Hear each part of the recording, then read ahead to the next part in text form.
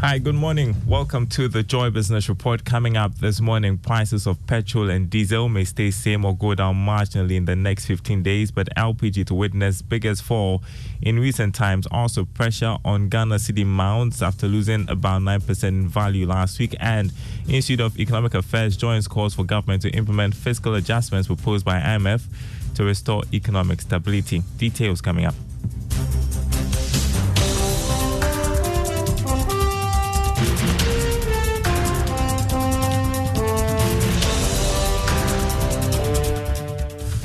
All right. Thanks for staying with us. My name is Daryl Kwao. First up, prices of petrol and diesel may stay same or go down marginally in the next 15 days. However, the price of liquefied petroleum gas is expected to witness its biggest fall in recent times. That's forecast by the Institute for Energy Security. According to the research firm, this is influenced largely by the slightly improved value of the Ghana cedi to the dollar during the last 2 weeks. Here's Nana Mwesi, the 7th Executive Director of the IES. While LPG's price on the world market fell from $453 per metric ton to $427 per metric ton, the liquid fuels saw price increases on same market. Over the last 2 weeks, gasoline and gas oil price on the foreign markets moved up by 4.2% and 2.7% respectively. The good news is the strong performance of the Ghana cedi against the US dollar over the period is expected to influence domestic pump price positively. While the IES expects LPG's price to fall again, gasoline and gas oil price may of course stay same. And now we see the 7th Executive Director of the IES. Now, pressure on the Ghana cedi mounted after some sterling performance 2 weeks ago, making it the world's top performing currency during the period. The local currency lost about 9% in value last week to reverse the previous week's gains. Analysts believe the sharp reversal in the cedi's gains stemmed from widespread speculative foreign exchange purchases as the local currency strengthened following the International Monetary Fund deal. However, it is expected that the forex market rates will stabilize around the current levels until the mid-year budget review. So let's take a look at how what's happening on the currency market right now. The dollar going for 11 cedis 75 pesos on the forex or retail market. The pound going for 14 cedis 35 pesos. The euro trading at 12 cedis 40 pesos. The director of the Institute for Economic Research, Dr. John Kwache, has called for government to undertake fiscal adjustment programs to restore economic stability. According to him, debt restructuring without fiscal adjustment will yield little success in achieving economic stability. Dr. Kwache urged the government to work with the advice proposed by the International Monetary Fund by implementing the proposed fiscal reforms. Because I look at the language that they are using in the communiques that they issue, and they are saying that there should be a combination of fiscal adjustment and debt restructuring to get to the sustainability level. But it looks like our government is not prepared to do much of the fiscal adjustment, which some CSOs and the others, we have made proposals, concrete proposals, but they are putting so much hope on or focus on their debt restructuring and not doing so much on the fiscal adjustment side. So I am not sure, how soon we can get to the sustainability path.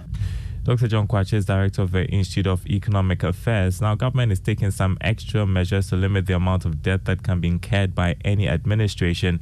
It has therefore proposed a debt target as part of fiscal reforms under the IMF program. Here's George Affe with details. Government in its economic document, the IMF, which has been approved as part of the fund program, is proposing what it calls the debt target. This is part of a broad mechanism to promote fiscal discipline. Government in the document argues that the current laws on how we raise revenue and spend monies will be strengthened with this limit. The debt target will look to control extra budget spending and focus on what it describes the single operational rule. Managers of the economy in the document maintain that they will get the required legal backing for this action by amending the Fiscal Responsibility Act with this debt target initiative.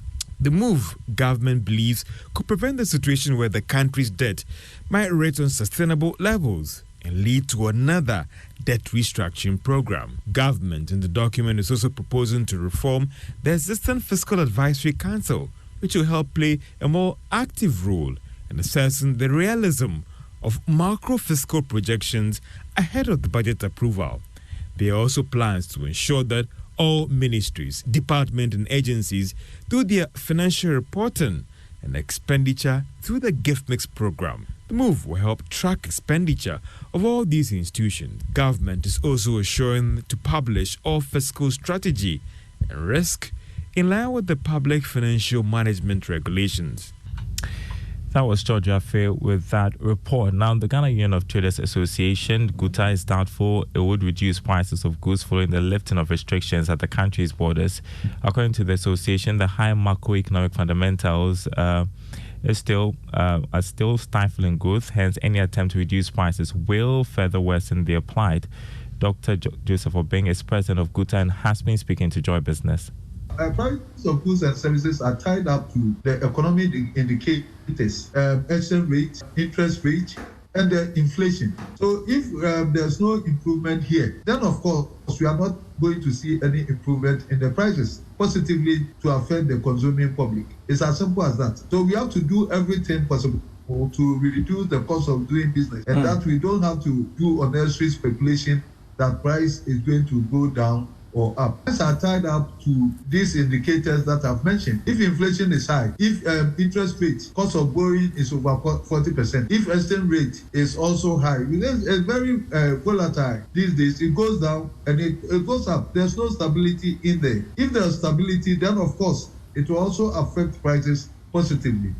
Dr. Joseph Obeng is president of GUTA. You're listening to the Joy Business Report. In other news, ahead of support to the private and financial sectors program at GIZ, Christian Jan wants the capacity of young entrepreneurs to be built vigorously since they're the backbone of Ghana's economy. Speaking at the handing over ceremony of business startup tools to over 400 young entrepreneurs in Sunyani in the Bono Afo region, Mr. Jan challenged the youth to improve their lives by investing in themselves. The skills training was done in partnership with the Ministry of Employment and Labour Relations. It is for this reason that we find it very important to invest in building the capacity of young entrepreneurs so that you can start your businesses and expand further to create jobs and employ more people. Investing in yourself is the best investment you will ever make. It will not only improve your life, it will improve the lives of all those around you. Christian Jan, head of support to the private and financial sectors program at GIZ, speaking in the Bono region. Now, civil society group Action Aid Ghana is leading a nationwide campaign to ensure that women in agribusiness earn a decent living and proper social security for themselves.